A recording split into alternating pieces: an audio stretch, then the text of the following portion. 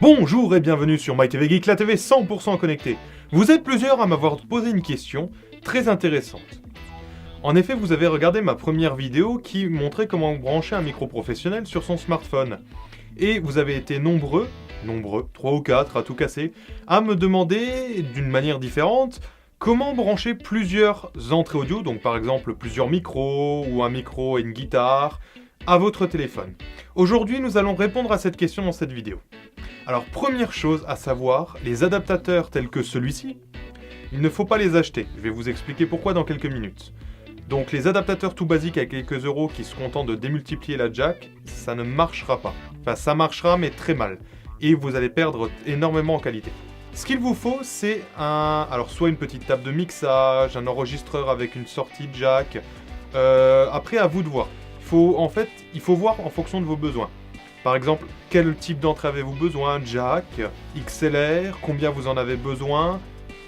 Est-ce que vous avez besoin d'un modèle sur batterie? Est-ce que vous avez besoin d'un modèle uniquement sur secteur et pas besoin de la batterie? Ça sera à vous de voir. Par contre, il y a des éléments à ne pas négliger. Par exemple, il vous faut une sortie jack 3,5 mm. Il vous faut en fait pouvoir visualiser chaque piste audio sur votre appareil qui va réunir tous les branchements. Donc par exemple sur le mien, ça se présente sous cette manière. Alors l'intérêt c'est de voir le volume de chacune des pistes. Grâce à ça, vous allez pouvoir voir si par exemple une de vos pistes est trop forte. Je sais pas, si par exemple vous jouez de la guitare et qu'on n'entend pas votre voix, ou que vous êtes à plusieurs micros pour plusieurs personnes et qu'on n'entend pas bien une personne, on peut voir tout de suite. Dans le cas là, en fait, il faut aussi que vous ayez, et ça troisième point important, la possibilité directement sur votre appareil de changer le volume. Donc par exemple sur le mien, comme vous pouvez le voir, on peut changer le volume de chaque piste. Donc moi en l'occurrence je peux avoir jusqu'à 4 pistes. Et on peut régler indépendamment le volume au moment de l'enregistrement. Une fois que c'est sur votre téléphone, vous ne pouvez plus modifier les pistes indépendamment. Ça sera une seule et unique piste avec tout dedans. Donc il faut que ce soit le plus propre possible et surtout au meilleur volume.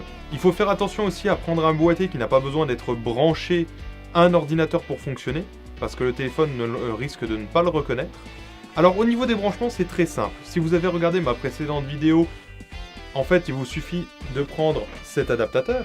Donc on en avait déjà parlé, je vous mettrai le lien dans la description. Pour ceux qui ne l'ont pas regardé, je vous conseille fortement, à la fin de ma vidéo, vous pourrez voir brancher un microphone professionnel sur son smartphone. Regardez cette vidéo avant de finir celle-là, c'est très important. Donc vous avez en fait, c'est très simple. Comme vous pouvez le voir, j'ai une prise pour mon casque. Donc c'est l'intérêt d'avoir la prise pour le casque en 3,5 mm.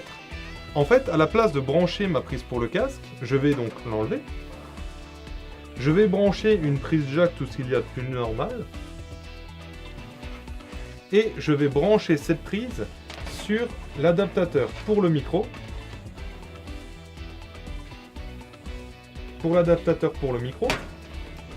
Une fois cela fait, vous aurez directement en fait sur votre téléphone la possibilité d'enregistrer.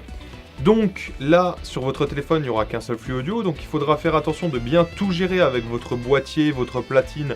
À vous de voir ce que vous avez besoin en fonction du nombre de micros, comme je le disais, du type de micro, pourquoi pas des instruments de musique, donc moi j'en ai pas pour présenter dans cette vidéo. Et vous gérez directement le volume sur votre appareil. Autrement, ça ne marche pas. Enfin, ça ne marche pas correctement, vous risquez d'avoir un volume plus fort sur un des micros, ce qui est très problématique. Donc grâce à ça, après, comme c'est branché en jack, si votre téléphone peut enregistrer sur la jack, comme je l'avais montré dans ma précédente vidéo, il n'y a aucun problème, c'est-à-dire que vous lancez votre enregistrement vidéo avec plusieurs micros, avec une guitare et un micro, et tout fonctionne. Alors, je ne ferai pas une vidéo détaillée, pas pour le moment en tout cas, sur les différents appareils qu'il y aurait pour brancher au téléphone avec les différents micros ou accessoires. Il faudra demander, donc aller sur les sites plus spécialisés pour voir exactement ce que vous avez besoin, parce que je ne peux pas traiter chaque demande, ce qu'il peut y avoir des milliers de besoins, XLR, jack, des nombres différents. Donc on retient 3 choses importantes, ou voire même une petite quatrième. Une sortie de jack pour le casque, mais qu'on va brancher au téléphone, pour récupérer l'audio de la platine. Une platine sur laquelle on peut voir le volume de chaque entrée, donc chaque micro. Et surtout sur laquelle on a la possibilité de changer le volume de chaque entrée directement sur la platine ou sur le boîtier enregistreur. Donc c'était une vidéo de MyTVGeek, n'hésitez pas à vous abonner et à mettre un petit commentaire pour me proposer des idées pour une prochaine vidéo. Et un petit like, ça fait toujours plaisir.